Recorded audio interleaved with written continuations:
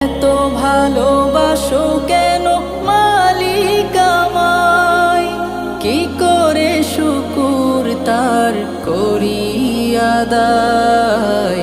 এত ভালোবাসো কেন মালিক আমায়, এত ভালোবাসো কেন মালিক আমায়।